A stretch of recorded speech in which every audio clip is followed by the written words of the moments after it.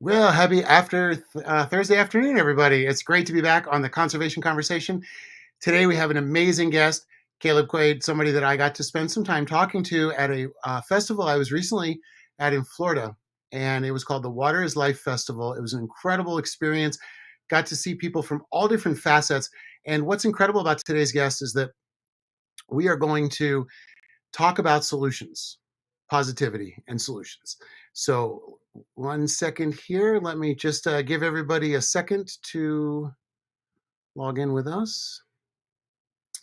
And let's see who's here today with us. All right. So, well, I guess you know what? It's going to be an exciting day, and we're going to have an amazing opportunity to ask questions and learn about positive solutions for sustainability. So, we may as well go ahead and start off right away.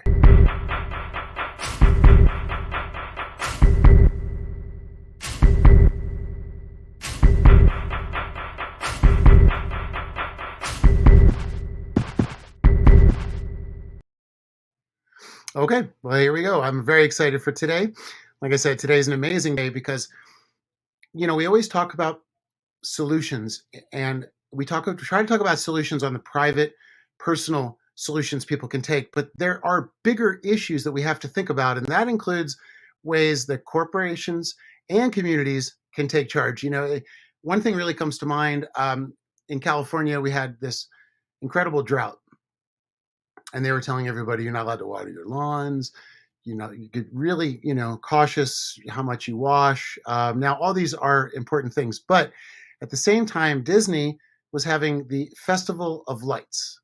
So while we were having rolling brownouts throughout Los Angeles and drought warnings, and we had all these restrictions on us, meanwhile, Disney was doing the Festival of Lights and it was being promoted. And to me, it really struck me as an absurdity because the solution needs to be multifaceted for it to work. We can do all that we can do, but we need to convince companies and communities to start thinking in a sustainable fashion, which is very difficult because they're companies and they're, at the heart of it, they're trying to bring in the best amount of revenue they can for their shareholders, and that's their job. And we can't fault them for that. So we can't be upset with them if they don't think about the way we think about things. They don't think about sustainability. They don't think about that. But what they can find is that us as consumers still have the power, and we can tell them what we want and what we don't want, what we like and what we don't like, people that we support that are sustainable, and they'll start to change their business models over time. And that's what's very exciting about today's guest, because he has found a way to bring this multifaceted approach through a lot of ancient wisdom, knowledge, but also modern understanding of how things work. So it's an incredible mix, and it's the kind of mix we need in order to find important solutions that can be done across the base. So let's see here. And everybody, I completely recommend, please ask questions while we have Caleb here with us, because it's very exciting to have somebody like this that we can tap into their brain and their knowledge and learn how we can affect things in our communities as well. So I'd like to start off, as we always enjoy, by doing the quote of the day. So today's quote is, "The greatest threat to our planet is the belief that somebody else will save it." And if you're not familiar with Robert Swan, he's the first person in history to walk the North and the South Poles. He's an author and one of my inspirations. So if you're not familiar with Robert Swan, I completely recommend to go check him out. Just Google him. There's TED Talks, all kinds of things. And it's all about taking action, holding responsibility, and becoming good stewards of our earth together. So without much longer, I'd love to introduce everybody to my good friend and sustainability guru, Caleb Quaid. Hey, Caleb. Hey, Eric. How are you? Good, good. Thanks for being on the show today. Thank you for having me. I really appreciate it. Right. Well, I think we've been talking about Regenerative Shift, and for the audience members that don't know, that is the name of your company and also the name of your concept. Can you go ahead and explain to us what that means? Sure. Well, thank you. I think kind of as a starting point, there's this idea of regeneration, which I find more, it's growing and becoming more popular, but it's kind of still out of the mainstream. And I don't know how well your audience is familiar with it, but at a really quick high level, it has to do with kind of going beyond sustainability and working with nature in ways that follow patterns of nature to create life and heal systems and work within those systems holistically. And where this is most well known is in agriculture. There's a whole regenerative agriculture movement that is pretty well established, needs to get scaled up, a thousandfold to what it is right now, but it's pretty well established. And what I started to look at is, starting on the corporate side and the citywide side, and some of these larger organizations, it's not part of the sustainability discussion yet. And one of the key elements of that is around soil health, and how soil health kind of does a lot of beautiful things to the earth, as we can get into. But anyway, as a general concept for regenerative shift, it was like taking this idea of putting life at the center of decision making at a business level, at an individual level, beyond just agriculture, although agriculture is important as well, and how we can put a little bit of life into every decision that we're making, and build that into our sustainability programs, whether that be personal or for larger organizations and ultimately globally. Now, how have you found the reception from these different corporations? What kind of companies have you been able to help? Yeah, so what I find is, so sustainability as a buzzword has gotten pretty stale. And typically, a lot of large corporations or medium-sized corporations either are burying their head in the sand on sustainability, or they have a specific budget for it and a specific person that's in charge of that, and it sort of runs contra to business. It's maybe it has to be done from either sometimes for good reasons, altruistic reasons, people care, or at least PR reasons and stuff. But it tends to be a discussion that's in contrast to the main operations of a business. And a light bulb that went off in my head, working, my background, we may get into it. My background is in football, and with the Tampa Bay Buccaneers. I worked there for 10 years. But I was looking at the sustainability program that the stadium has, and it is operational, and it can be done in a way that there's operational ways to do it. And so my message has really been looking at the holistic business background and how sustainability and regeneration can play into that in a way that, as a starting point, it's a business, needs to be operationally sound, needs to either save money or be involved, or help meet business goals is maybe a better way of saying it, because sometimes business goals cost money, but how do you meet holistic business goals, and realizing that sustainability and the environmental movement as a whole is good business.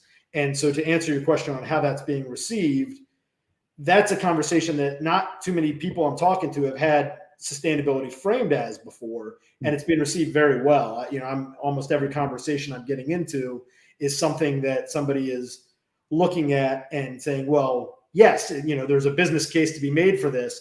And then once you can make a business case for whatever the environmental initiative is, and it checks a box of not costing a boatload of money or not being in contrast to the shareholders' goals or whatever that may be, you can then connect really emotionally with the people that are involved as well. Because I find that once you peel back that layer of, you have to meet certain business goals, you take that business hat and you check that box, then you can really connect emotionally with what maybe not all, but certainly most people have a desire to do good for the planet and do good and feel like they're part of a solution. And it just hasn't been presented to them all that effectively yet by this broader sustainability movement. I think what you bring up is a great point too, because it's always framed as the corporations are the bad guys and the environmentalists are the good guys, and the footprint of these companies, and these companies aren't going to go anywhere. So, I feel like a really important step forward is having them in alignment with the way that we see the world as well, or at least having them try to think about the future for us. So I think, what's great about this is that you're taking these two sides and you're creating a common platform and a conversation between those two, because a lot of times corporations are sort of demonized, I think, by the environmental movement, and they're not they are part of the problem right now, but it's Mhm. just because of their size. I don't think that they're malicious, but I think the best thing that we can do is to try to turn them into a force that can help us for our end goal. So I think that's really an amazing, way to approach it. And it's been a big issue where we're trying to get people to find ways to talk to these bigger corporations and make changes. I've worked in big offices where everyone has a K cup, and suddenly you've got 8,000 pieces of plastic by the end of the day. And if they just put a filter in there, Mhm. a paper filter, it could really change things. So there are just little tweaks that can be done. Um, but I know that what you're talking about is a little bit more complex. So I wanted to get into that. First, I just want to say hi to Jessica. Thank you for joining us today. And Sierra says, "Hey, Caleb." You might remember Sierra. She did all the social media Sure. for Water is Life. Anne Marie, hi Anne Marie. Thank you for being with us today. It's nice to see you here. And hey, Sherry, I'm glad you joined us as well. Sherry does a lot of clean water activism down in Florida as well. So you guys should, I think, connect. Um, so now, I was just talking about very simplified version of going from a K cup to a paper filter. But can you explain to us a little bit more about how you integrate sort of holistic or more ancient ways of thinking into the newer systems that these companies are trying to use or to try to adapt to?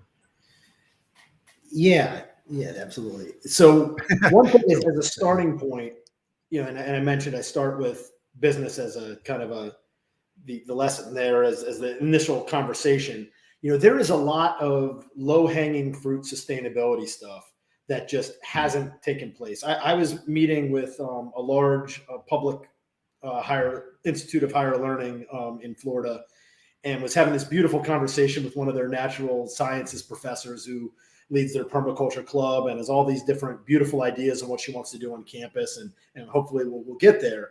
But I was sitting in her office and I looked up and there are T12 fluorescent lights in her office in this, 400 office, 400 room building, 20,000 square foot building or whatever. And so what I was saying is, yes, I mean, absolutely. I'd love to get, and hopefully in this conversation, I'm sure we'll get into some of the more beautiful things and ways to connect with nature.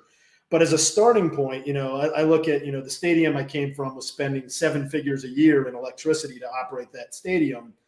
you know, a university system that has multiple campuses is what, spending 8-10 million bucks a year on electricity, some large number. And I can tell you, if you have fluorescent light bulbs, that you haven't done an energy audit, you haven't done any retro commissioning projects, you haven't looked at just the business case to be made from energy efficiency before you hug a tree from it. And so, that's often, unfortunately, that's often where we can start. But that's a really easy conversation because that's a straight business case, and I can work at, I have engineers that I can work with, and we can do that stuff, and we could set up models that, hey, I'll just take a percentage of the savings of your electricity bill to pay for our project here, and it's an easy thing to set up for people. And so that type of thing is an easy business conversation that I'm finding is effective. And then so once you look at that, and it's energy efficiency, it's water efficiency, it's using some things there, and then you can kind of have some more conversations. And one of the big things that I'm passionate about, and probably where the regenerative side of my business comes into play, as opposed to, energy efficiency. Many sustainability consultants would offer energy audits. Every company should be doing it. Every building over 10,000 square feet should be doing it. But I'm not alone in kind of doing that, or alone in regenerative things either. But there's certainly less of it. But what I've been looking at is primarily land and soil, and ways to incorporate those into the sustainability plans. And so soil is absolutely amazing, and so is water. And we were at the Water is Life event, and really it's not an overstatement that if you have healthy soil and healthy water worldwide, you don't really have environmental problems. It's like that's we just have to get out of the way a little bit. But if we could just do the steps that would lead to healthy water and healthy soil, we don't have carbon, we don't have any problems. We really hardly do. But so soil as one to talk about, healthy soil, is first of all, we're running, monoculture crops and spraying glyphosate and Roundup and all these chemicals all over them. You might literally have no life in a handful of soil, and the food is entirely grown by chemical fertilizers and things that are put in there, which has all kinds of environmental and health consequences that come with it. But comparatively, healthy soil will have more life in a handful than there are people on Earth, and that's that does a lot of really good things. But it's the building block for certainly healthy food. Absolutely nutrient profile. You could show that if you're growing in healthy soil and it's got better microbiomes, it's going to be healthier production of food, and that's going to serve you better as a food product.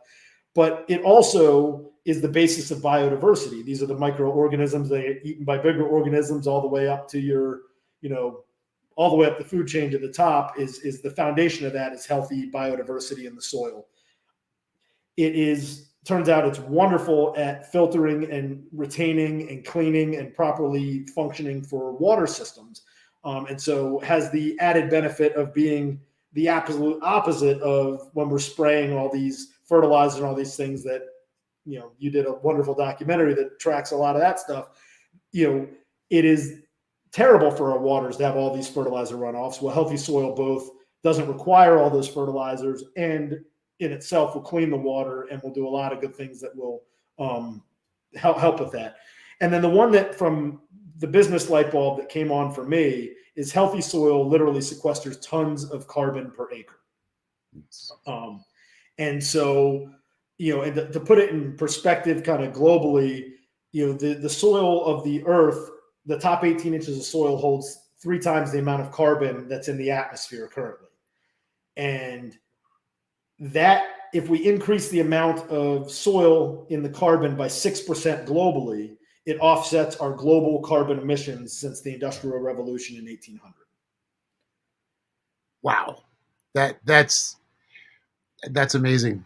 I did not know that at all, and it seems like it's such it would be somewhat of a simple concept, but a very difficult execution Yes, to pull off. that's for sure. It is quite difficult to put, to do that on a global scale. Like there's a lot of work that needs to take place, including all the lands between Moscow and Kiev would need to get, there's a lot of factors in the world that make it kind of challenging to do these soil restoration projects. But we have, Eric, in thousands of farms and site examples around the world, we have raised the soil content by 6% or more. And we've done it at really large scale. There's a project that some of you guys may be familiar with in China at the Loess Plateau, Loess. And that between 1995 and 2007, over a 12-year period, the Chinese government and the World Bank actually came together and funded this project, and they restored an area that's the size of Belgium that had been basically barren soil that couldn't produce for 8 or 10,000 years.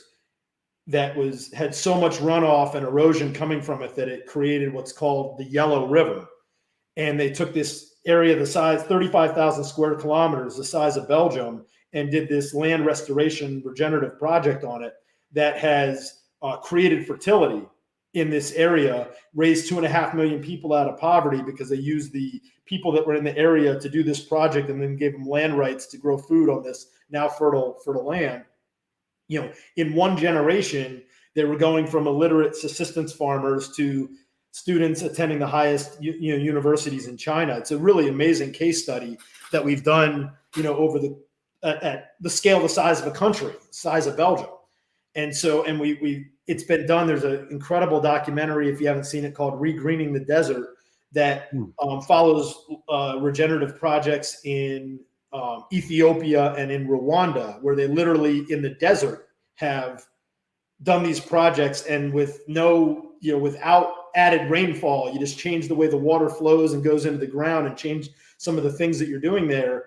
Like they turn deserts into fertile land. And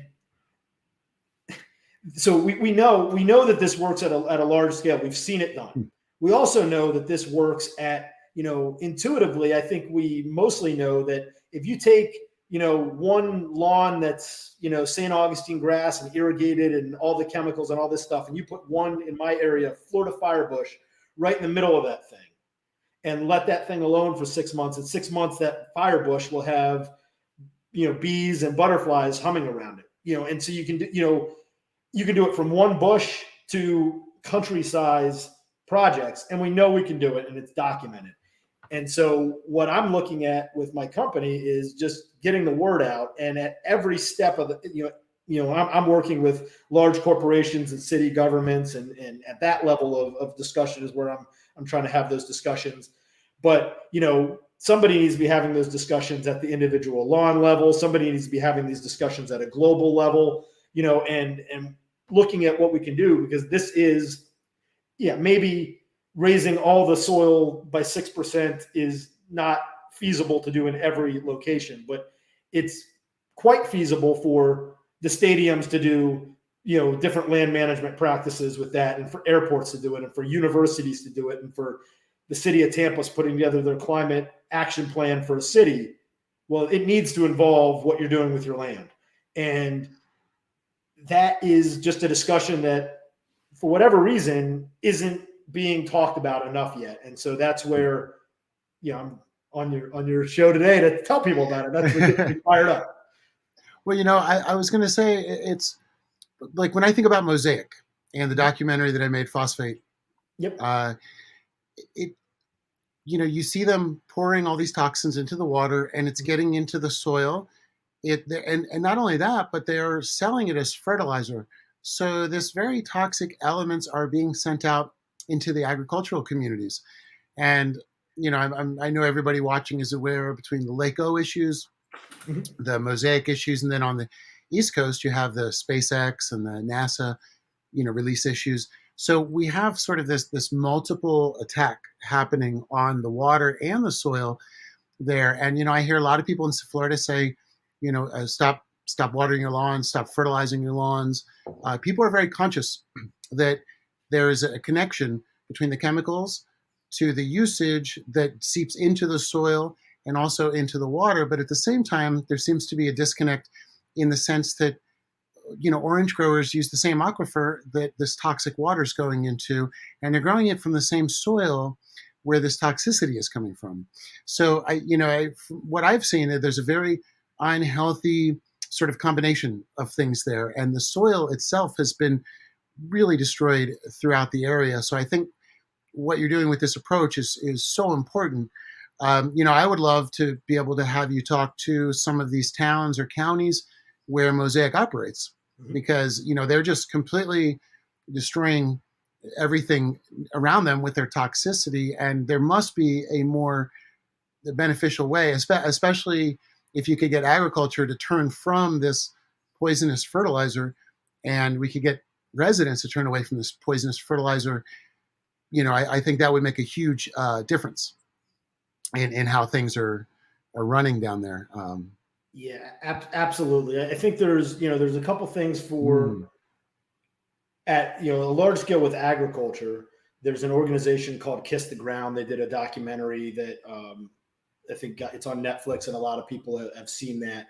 They are now doing this Regenerate America initiative that is focused on soil health and regenerative agriculture, particularly around the 2023 Farm Bill, which is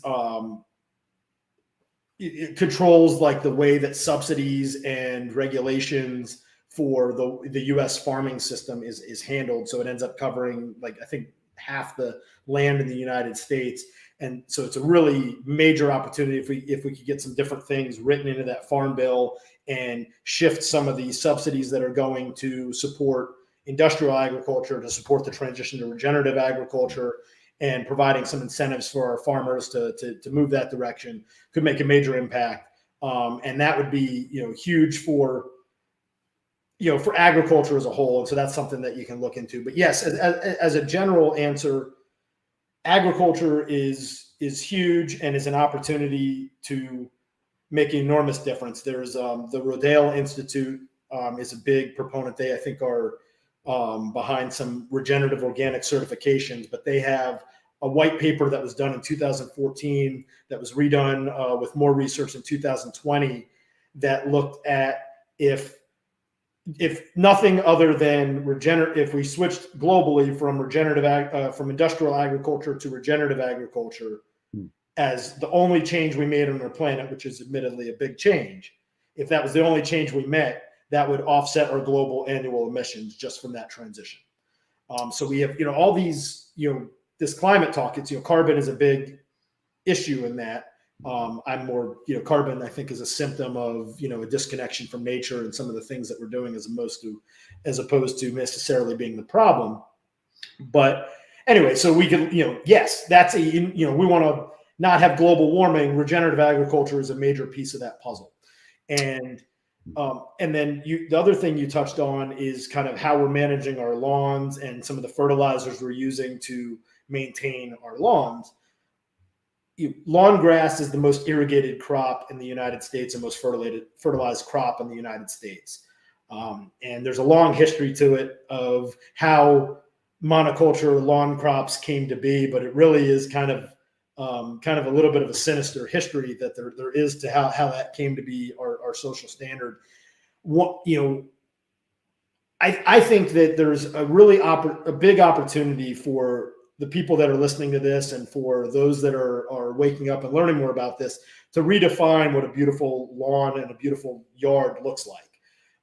Because yes, beautiful St. Augustine lawn, that you can walk on, feels nice under your feet, and it can be very nice. And there's some applications where maybe that makes sense. But my yard, which I won't tout as the most beautiful out there from an aesthetic standpoint, has butterflies and bees and birds and animals running around it all the time. And I have fruit trees growing, and I have a community garden in my front yard. And I'm planting native plants that don't need to be watered. I never fertilize or irrigate and hardly mow. That selfishly, I'd like to see that be considered a little more beautiful. So my neighbors, I don't have to have a sign in the front that says, this is why my yard looks like this. I think that, as we realize, how important nature is and what nature is supposed to look like, there's an opportunity to redefine that aesthetics of what is beautiful, and a yard that is creating life, I believe, is objectively more beautiful than one than is taking life. And if you could, I don't want to overstate simplified solutions, but if you go to regenerative agriculture and you stop irrigating and pouring fertilizers on lawns, you don't have red tides. You don't have these problems environmentally that we're dealing with. Our water gets cleaner and our land is healthier. We don't have excess of carbon in the atmosphere, and we have healthier food to eat, and more biodiversity where we exit the sixth mass extinction that we're in. So it can be maybe almost that simple, as complicated as it might be to actually execute something that's that simple.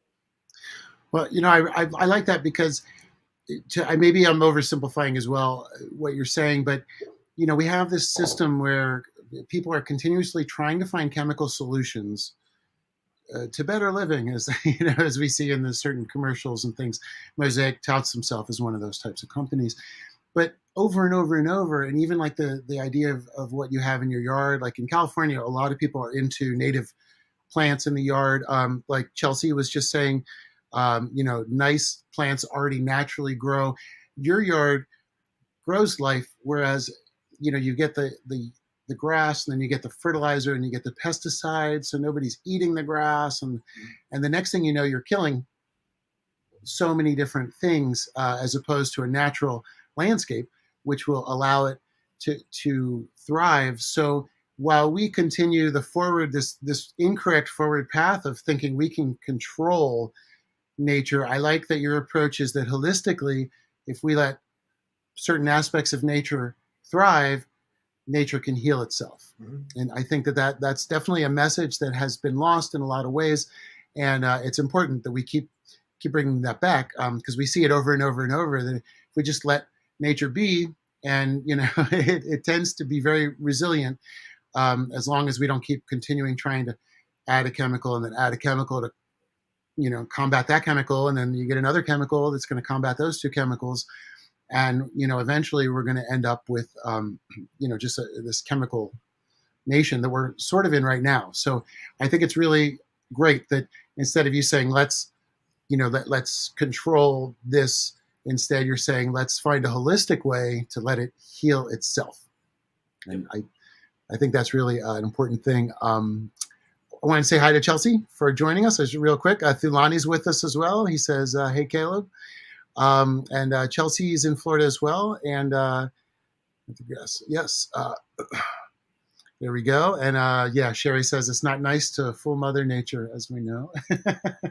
Now, the other aspect to what we're talking about today. I was just reading a report today where recently I was in Mexico and we were investigating these corals that had this new problem nobody has seen before. It's like a virus on the actual coral itself. And most of the world, we're running into issues where climate change is changing the temperature of the ocean, acidifying these corals, which, for people that aren't aware, are living organisms. They're not rocks. They're living organisms. If you go to a healthy coral and you're down there, you can hear it clicking. There's a lot of noise and popping and cracking on a real live one. And unfortunately, some of the ones I went to in Florida, even recently, were just bone white and dead. And so we're finding that the biodiversity, that a lot of the coral experts are calling that it's going to collapse by 2030. And we've heard about the sixth extinction on its way, as well as the loss of biodiversity. So, a lot of times people are very overwhelmed by these facts. But to me, I think what the beautiful part is that we live in the time where our actions can make a difference. Maybe 100 years ago, these motions, nobody could see that we needed to take them, so they weren't taking them. But we live in this beautiful time where we can change the path of this forward future, to change how we're relating to the world. And we live in the only time where these next 8 years are going to determine perhaps the next several hundred. So I think it's very important as well that we're finding this sort of foundational shift. And I like that, it's not only a foundational shift in thinking, but that naturally brings us to this regenerative concept and this regenerative shift.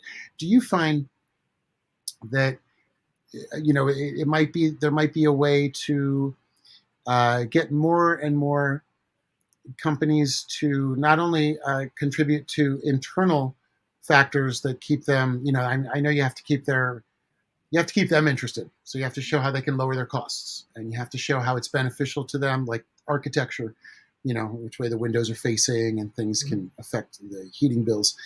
Do you think that these companies can become leaders for the future and examples for the communities, and sort of keep promoting this on a bigger scale?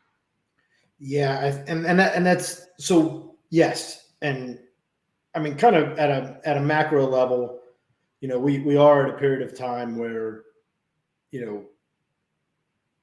more and more people realize. I mean, you can look at like just the global narrative on climate and where we're going. There's the Intergovernmental Panel on Climate Change that keeps issuing these reports, and had a series of reports that came out in the last year that basically say it's now or never. And based on our global actions, it's looking like we're choosing never on this. But like more and more, we're seeing it all the time. And the west coast of the country is in a 27-year drought at this point, and is becoming increasingly more obvious. Some of the symptoms that we're dealing with that weren't obvious, when I was a child, it was talked about, oh, this is coming, but now it's really coming, and it's here. And there's this report. A lot of the climate discussion has to do with degrees of total warming. And there's a report that came out a couple of weeks ago that said 50-50 chance that we cross one of these major thresholds by 2026 in the next 4 years. And so, it's 50-50. And so, at some point here, we're going to, as a society, wake up, and we're going to realize, whether that's in Florida, a Category 6 hurricane rolls through here, and people say, okay, something needs to give. We have had this disaster, or whatever the circumstance may be. And I believe, we've seen it with COVID. We've seen it with other times in history. Humanity can act quickly, and we can make changes, and we can do stuff. And what makes me optimistic is there are these solutions that are out here. So when we make our decision that it's time to wake up on this, there's at least an opportunity that we do so in a really beautiful way, because there are some solutions that are really beautiful and life affirming that can be also solutions to what are becoming imminent problems. And so I look at it, at that level, we don't have, if you're talking an 8-year horizon and we're reaching these global thresholds, at some point, this is going to be a top story on the news as we start to experience these things. We don't have too much longer that people are going to be able to say, well, this is a problem for tomorrow.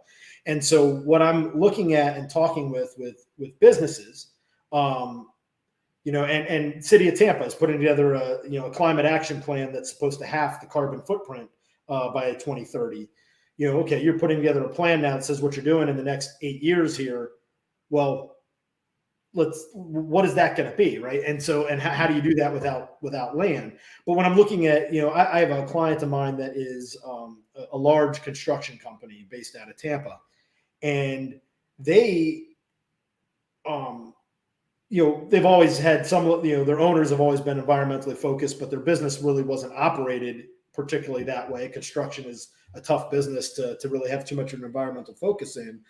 But, we're working together on this holistic plan to change the way that they do business, not just from a business standpoint, and there's going to be some really beautiful things, pollinator gardens and vegetable gardens on construction sites and different materials that we're using and composting and getting rid of single-use plastics. There's a lot of really cool things that we're doing that are, operationally going to be helpful. But it's also a rebranding of how they're doing business and a holistic marketing approach that will be authentic, that will be able for them to say, we do business differently. We do construction differently than other companies in this market. And so as right now already through Biden's infrastructure bill and a lot of the public stuff, there are requirements to meet certain environmental standards that are already in public buildings and different projects.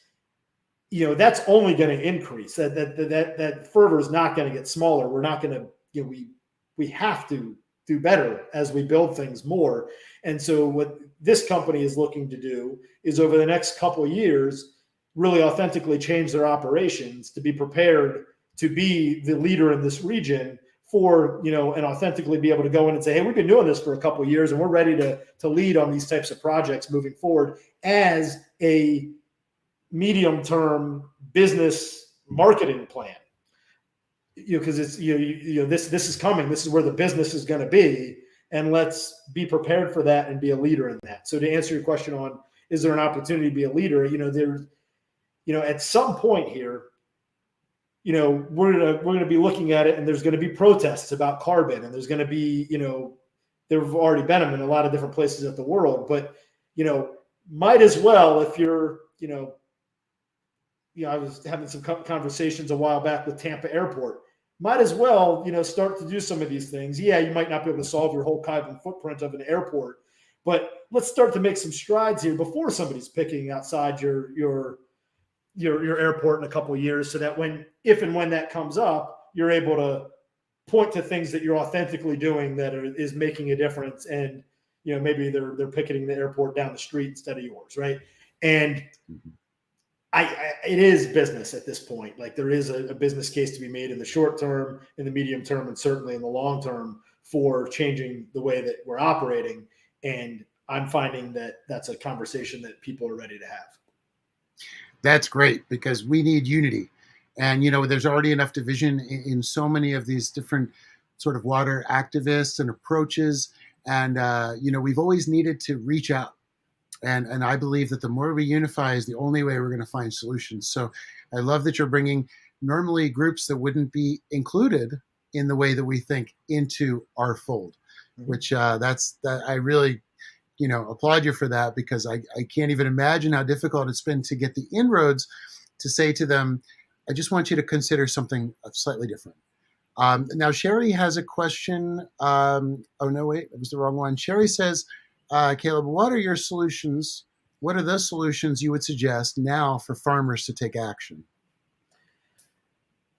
Well, I mean, if farmers have the opportunity to start to look at their inputs and look at their operations, there are, it's a transition period, and agriculture is, it's not. I just read an article a couple days ago that was talking about, like, it's a real look at what it takes to transition from industrial to regenerative agriculture, and it is a process, and there's a lot of questions and a lot of learning that's there. But a farmer right now should absolutely start to research that. And there are things such as cover crops that you can put that will really help your soil, and will actually, just for those that may not be aware, most of our, well, I don't want to say all, but almost all of our food that we eat at a minimum that's grown in the ground is very high in nitrogen. Nitrogen comes out of the soil into the plants, grows into a tomato somehow through something that I would still pretty much consider a miracle. But you end up with this very nitrogen-rich tomato that you end up eating. But a tomato plant can only pull nitrogen out of the soil.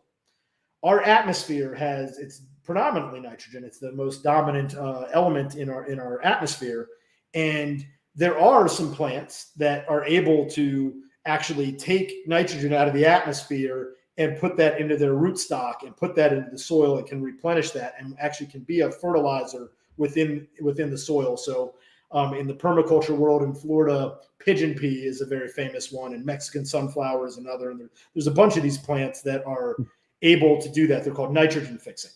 But from a ground, I'm in Florida, so most of my experience is here. In Florida, you can plant sun hemp as a cover crop, and that crop there is nitrogen fixing, and will keep the soil cooler, so stop some of the evaporation of the water that comes out of the soil. It will actually add nitrogen into your soil during the summer, during periods where you're not growing things. Otherwise, it might stay fallow. That now could be something that is adding nitrogen to your soil during that time period. So you need to use less nitrogen, even if you're still doing somewhat traditional industrial agriculture. Now you have an opportunity that your soil already has more nitrogen in it, and you need to do less of that. So there are steps that you can take in the transition. There are really good resources. If you're a farmer, I would direct you to regenerationinternational.org is a really good website that has enormous amounts of information. If you want to reach out to me, I recently got connected with a woman who is actually doing a lot of funding of transitioning farms to regenerative, and helping with a lot of that paperwork that needs to take place to get those grants and to do that type of stuff. And that's her business. She's out of California, but certainly can be a resource to connect some farmers with that type of stuff. But it's, being part of that transition and being a leader in it. Like right now, it can be challenging, because they're, typically, to make a transition has some trade-offs, like a lot of things do. And so where we need help from, funders and things, is to help to, manage that transition, so that, they're able to do that in a way that is, doesn't put them out of business. Something we can do locally is start to look for farmers and ranchers that are using these types of practices already, and support them.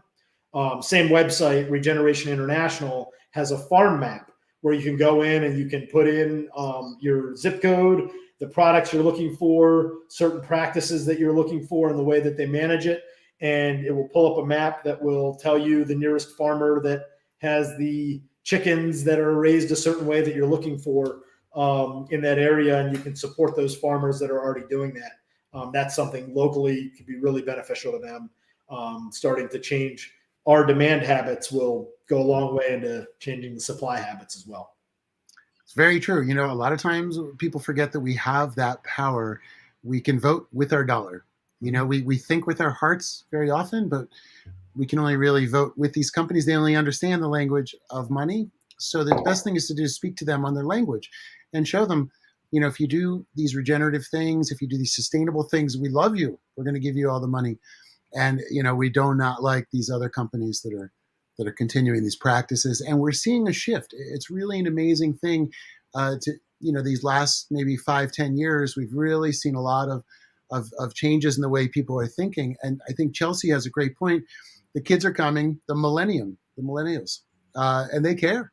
Mhm. And it's true. A lot of these kids have grown up in a different world than I did. I'm 49. I grew up in the concept of everything was bountiful and plentiful and everything was fine and chemical stuff was okay. It was just the knowledge of the time that was being sold to everybody.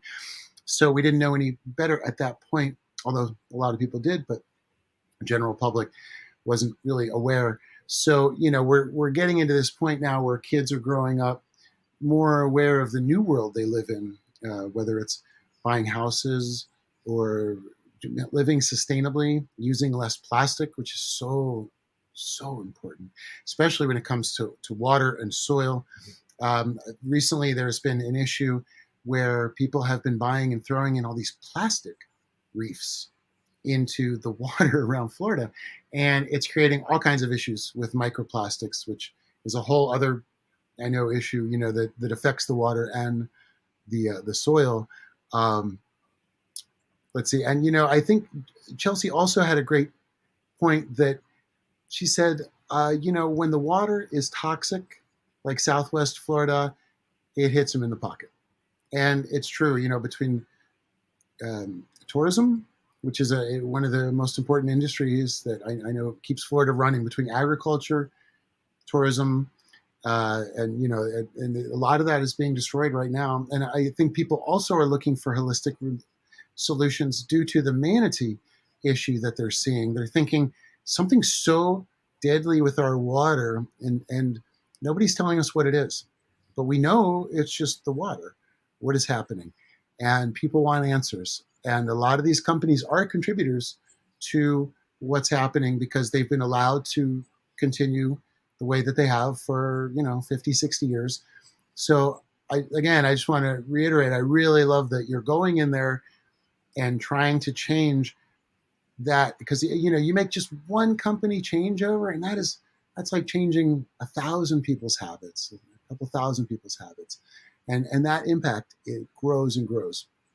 So I think it's really important. Let's see. Sierra says, inspiring to hear how a notoriously resource dependent industry such as construction can make changes. That's exciting because that does show us that any industry can do it. I challenge you, phosphate industry. I would love to see that.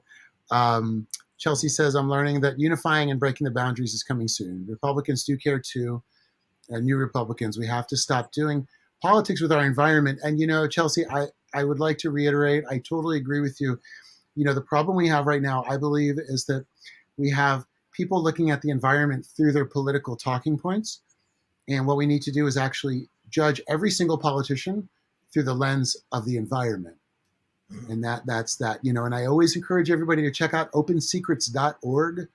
You can see who is donating to your candidate, and that's going to help you understand how they may vote in a critical situation or if a bill comes up. So, I don't believe an answer lies in either. I don't think politics is something that maybe will help or solve the problem. I really think it comes down to these businesses, and they're autonomous of these politicians. So, the more that Caleb can get in there and continue to change the minds of these companies, even and even if you're just saying to them, I can save you money, and by doing that, they're saving the world, helping save the world, and it's win-win. Jessica Quaid says, for someone like me who hates bugs, I understand their purpose, but don't want them around me. I think we're talking about pesticides. On an individual level, as you mentioned, lawn care, what would you recommend for a sustainable, regenerative landscape that I don't have to worry about getting attacked by wasps, bees, and or snakes when I'm in my yard or when my kids are playing? Interesting. Yeah. So inevitably, if you're creating more life in your yard, there's going to be more life in your yard, right?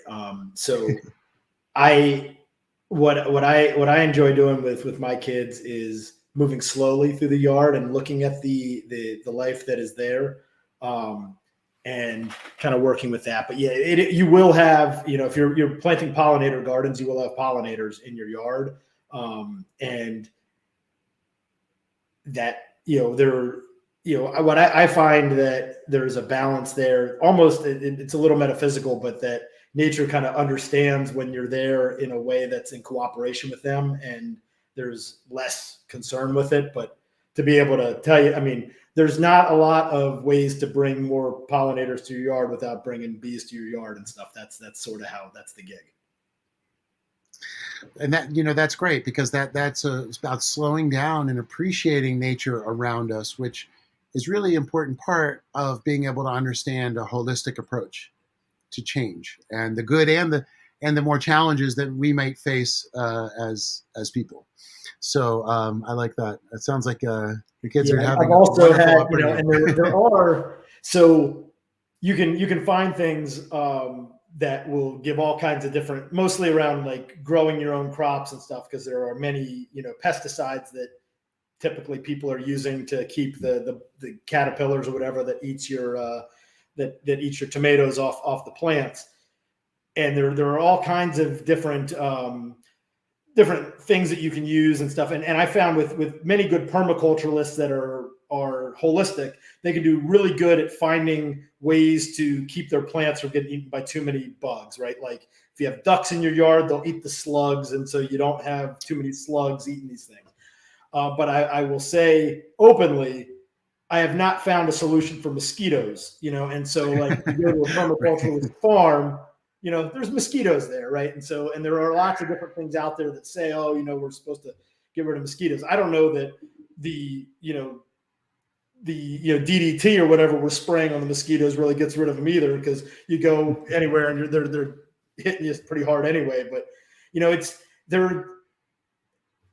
I think some of it looks at how what you're going to look at, and yes, you will have some mosquitoes in your yard, and that may be something that you have to deal with and put individual bug spray on, or choose the time that you're going to be outside or something like that. But when you look at holistically and how that is working with nature, and what the mosquitoes are providing, and what your yard as a whole is providing to the ecosystem and to the environment as a whole, and you compare that to what maybe a mosquito-free world looks like on the grander scale, where it's just concrete and maybe ultimately no life at all on it, there's going to maybe be some trade-offs that you have to learn to love a bug bite or two. But as I say, Jessica had a great comment here. I think I will plant them far away from the entryways and social areas so they can have their own space, which is, something that's not usually thought about. People put flowers right at the pathway, and they don't think about them aside from an ornamental value that they provide to the eye for a moment. And, it's somewhere important to think of it as a part of the entire ecosystem. And so, it is important to be considerate of these animals and of these pollinators, especially as we're losing them at a rapid rate. And I think Jessica's solution is also fantastic. Just make sure that when you're going to have something, if you're worried about it, give them space, and it'll give you space. Of course, I like we that. may, some of us may, still interact now and then, but yeah.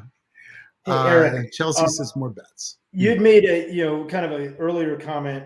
I think Chelsea had made it on the seeing the effects of what's happening in Southwest Florida with the red tide and that, and how that's last year was a really big opportunity. I mean, it happened to be, we saw in the Tampa Bay region, the Piney Point situation where 22 million gallons of radioactive phosphate was dumped into the bay. And, we had a fish kill that was at least very closely related to that, to kind of look at, how that can go beyond politics stuff. I think something like that, when we see something that is so blatant and so obvious, which unfortunately we're seeing more and more frequently these days, that gives people the opportunity to, for that alarm bell or that sniff test to say, this doesn't smell right anymore. We have to do something different here. The death of the, life in our waters is vital to our economy. It's vital to this region. I mean, I don't think anybody in Tampa Bay would argue that the health of Tampa Bay and the Gulf isn't vital to every aspect of life and our economy in the space. And so when we have these types of events, it does provide opportunities to have conversations with people that might not be able to have those conversations previously. The construction company that I'm working with, their owner has been a friend of mine for a while, but he called me last July, right after, you know, the fish kill started happening in Tampa Bay, and said, I see what you're saying, and we need to do something different.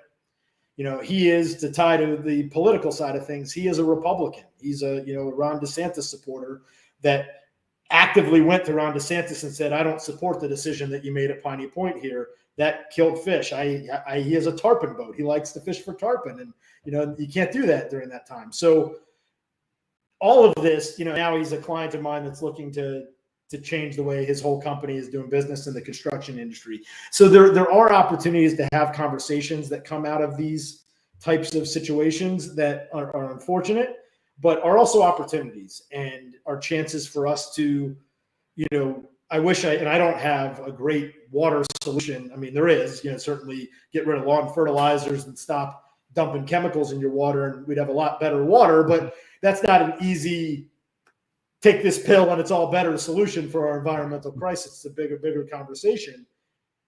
But, you know, we're going to see these fish kills. We're going to see these red tides every year from now on. Like, this isn't going away. And so there are opportunities with these different disasters that come through to have conversations and for more and more people to wake up. And we've seen it throughout history that change happens very gradually, and then rapidly. And I think we're right at that point. I mean, we haven't talked about it yet on here, but you know, the project that I'm probably most well known for took place at Raymond James Stadium in Tampa, where an NFL stadium planted a living fence of bamboo and native plants. And, you know, we just had a couple weeks ago, Fox 13 News Tampa Bay just came out and did 10 minutes of coverage of that fence that we planted at the stadium. So we have an NFL stadium doing a regenerative planting project, and Fox News coming out to cover it and report on it. We are at that point where it is starting to be practical and starting to be good news and starting to be something that the mainstream is ready to accept. And so there's opportunities for us in the roles that we have to be part of that conversation and to further it. Wow. Well, thank you for your work out there, Caleb. You know, I really like what you just said also, you know, that even in conflict, or, you know, in a moment where there seems to be conflict, it's a great opportunity to open a conversation, to start to speak to the other side. You know, we've had a very polarized sort of world the last 5-6 years. We need to reunify, because it is the only way forward. And even if you don't agree with somebody, it's fantastic, because you have two different points of view that can create a third potential solution. And that is, I think, our path forward. So, you know, it's really important that we continue to move forward with conversations, with reaching out to the other side. And I love that you're doing that, because, you know, I think it's amazing how you sort of have one leg in each world, and you're able to combine those two worlds. And, you know, both of the worlds need that help. So, you know, the corporate and us over in the regular world. It's like Cecil Ortega says, America needs love. It's true. We need to recombine ourselves, and we need to be holistic, and we need to think about positive solutions, not just the negative. You know, so many people focus on negatives, and I really enjoy that you are focused on the solutions to those, because they're within our reach. You know, we don't have to accept what we have already. We can require and demand better. And if these people want to continue running businesses, then hopefully they will meet that demand for us. And if not, you know, the natural market will weed them out over time, as long as we continue to put pressure and say, we really want to see this. And, you know, what's incredible about that stadium is everybody that goes to that stadium now has a new thought. Whoa, regenerative fence, sustainable fence. Like, what's this? You know, and that's going to lead people to go home and put the seed in their mind that maybe there's a different way. You know, not everything that's a fence is just that chain link, you know, kind of thing. So I've had two different bamboo nurseries have told me that the type of bamboo that we planted at the stadium is selling out. They can't keep it in stock anymore, just from a little bit of coverage of it. So there's beautiful.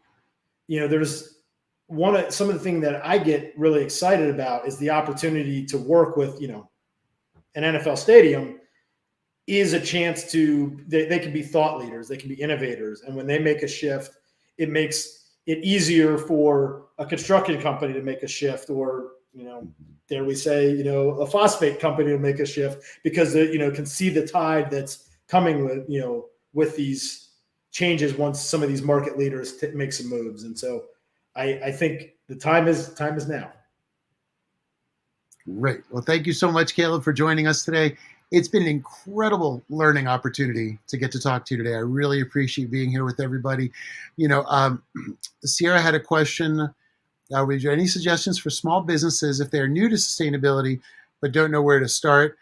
Part of that I would like to use as our ending question, but also I would like to remind everybody, reach out to Caleb, go to Regenerative Shift, go contact him, let him know what the problem is in your neighborhood, whether it's a big company or it's your company or it's a friend's smaller company.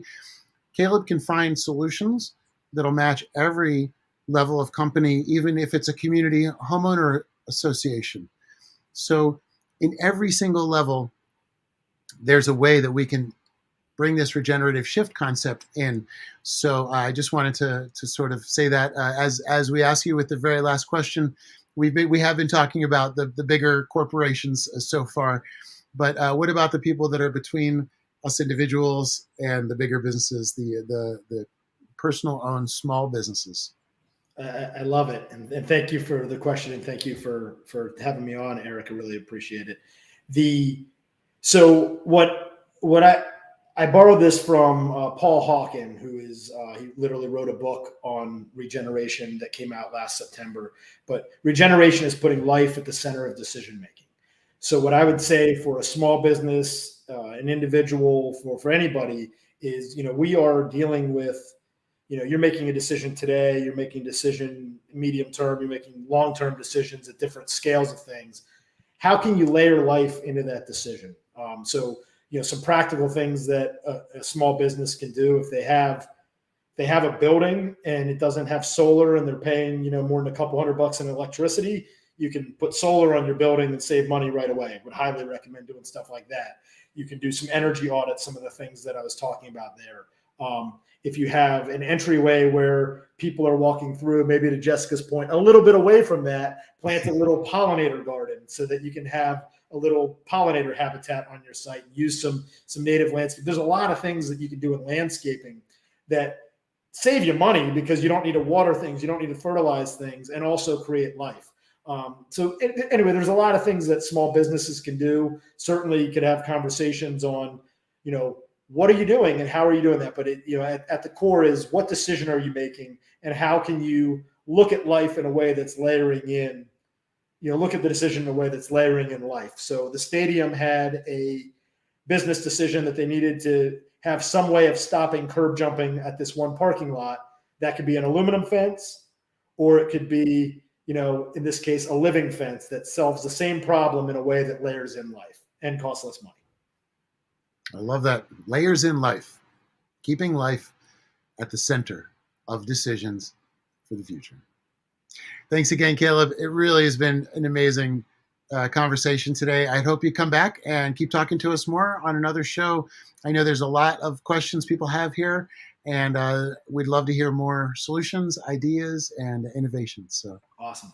Thank you so much, and thank you everybody for tuning in. Really, this is it's inspiring to talk and listen. All right, thank you, and really appreciate your time today, and we look forward to catching up with you again. Okay, thank you. All right, everybody. Well, that was Caleb Quaid. Again, regenerativeshift.com. Sierra put that up for us so we can see that link. I highly encourage everybody to contact Caleb. Like I said, he works with all size businesses. And the beauty of it is, not only can you become a green business and can you become a sustainable business with this regenerative thinking and this regenerative shift in your thinking, but it can also save your company money. So it's a win-win. So everybody really comes out on top with this. And I love what Caleb said, keep life at the center of these decisions.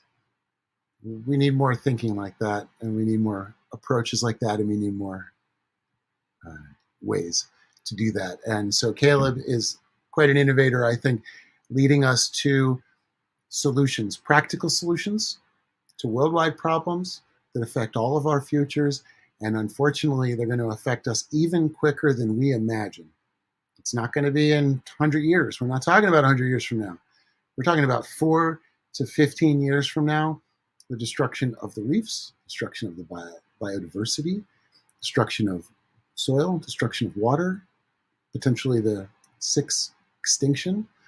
We can all change that. Scientists have agreed it can be changed if we just make these efforts to change, especially with climate change. What Caleb was talking about today was incredible about soil and carbon sequestration. And, I think there are these amazing natural, holistic approaches.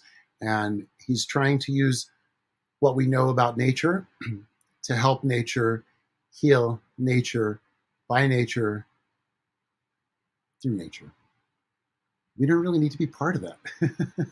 Nature does not need us, but they do need us to step up, speak up, and change the way we're doing things. And so, again, I just wanted to thank Caleb for being here today, because it's a lot to think about, and it's a lot of shifting in the way we think, and it will change our future path. So great. I appreciate everybody for being here today. Sierra, Paula, Chelsea, Sherry, everybody that was able to come in and make these great ideas, comments, Jessica especially. I love the idea of let life exist, coexist. This is the way things should be, and we should be thinking about the entire world anyway. Amy and everybody else that could join us today, Thulani, thank you, everybody. It's important that we have these conversations. Don't let the conversation slow down. Keep the conversation alive. If you bump into somebody that thinks differently than you, it's a wonderful opportunity to open a conversation. So everybody take care, and I can't wait to see you next week.